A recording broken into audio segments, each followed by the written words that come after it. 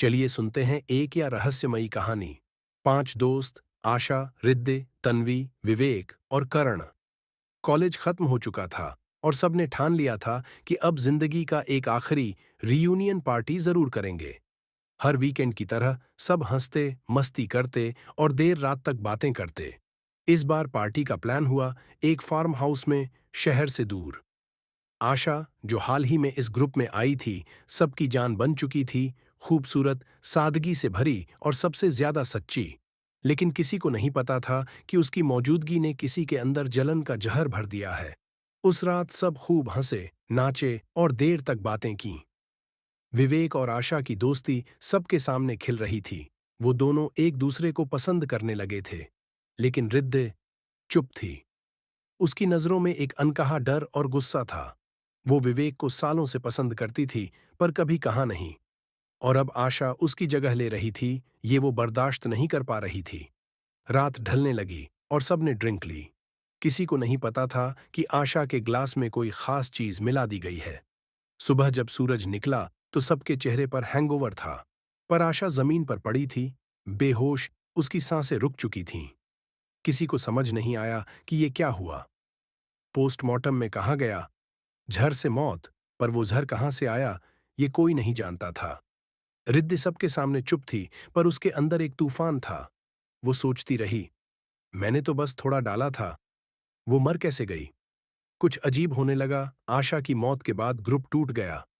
हर कोई अपनी अपनी जिंदगी में चला गया, लेकिन रातों में उन्हें चैन नहीं मिलता था। कभी तन्वी के कमरे में दीवार पर लिखा मिलता, मैं नहीं गई। कभी करण के फोन पर आशा की पुरानी फोटो अपने आप खुल जाती। विवेक जब भी सोने जाता, उसे किसी की परछाई दिखती, मुस्कुराती हुई। धीरे धीरे सब डरने लगे। किसी को समझ नहीं आया कि यह सपना है या सच्चाई। एक दिन रिद्धि ने तन्वी से कहा, क्या तुम्हें कभी ऐसा लगता है कि आशा हमें देख रही है? तन्वी ने कहा, हाँ, पर मुझे लगता है वो नाराज नहीं है, कुछ कहना चाहती है। वो दोनों मिलकर पुराने फार्म हाउस गईं, जहां वो आखिरी पार्टी हुई थी। वहां सब कुछ वैसा ही था, टूटी ग्लासें, खाली बॉटल्स और कोने में आशा की गिराई हुई चेन। रिद्धि के हाथ कांपने लगे। उसकी आंखों के सामने वो रात घूम गई, जब उसने ग्लास में कुछ बूंदें मिलाई थीं, सिर्फ डराने के लिए, पर उसे नहीं पता था कि वो जहर था। अचानक हवा चलने लगी। कमरे की मोमबत्तियां बुझ गईं। एक हल्की सी आवाज आई, मैंने कभी तुमसे कुछ छीना नहीं। रिद्धि रिद्धि के आंसू बह निकले। वो चिल्लाई, माफ कर दो मुझे, मैंने गलती की थी, बस डर के मारे। आवाज आई, अब डर नहीं, बस सच्चाई चाहिए थी। और कमरे में एक हल्की रोशनी फैली। आशा की परछाई मुस्कुराई और धीरे धीरे गायब हो गई। भाग 6। प्रायश्चित और सुकून। रिद्धि ने सब कुछ अपने दोस्तों को बताया, सच, जहर और अपनी जलन। विवेक कुछ देर चुप रहा, फिर बोला, हम सब गलत थे, हमने उसे समझा नहीं, लेकिन अब उसके लिए कुछ अच्छा करेंगे। सभी दोस्तों ने मिलकर उस जगह पर एक बगीचा बनवाया, जहां आशा की याद में फूल खिले, और हर साल उसी दिन वहां दीप जलाए जाते।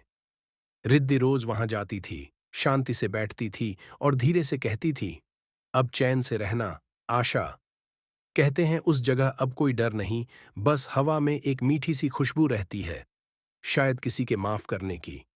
अंतिम बात, कभी कभी डर इंसान के भीतर होता है, और माफी ही वो रोशनी है जो उस अंधेरे को मिटा देती है।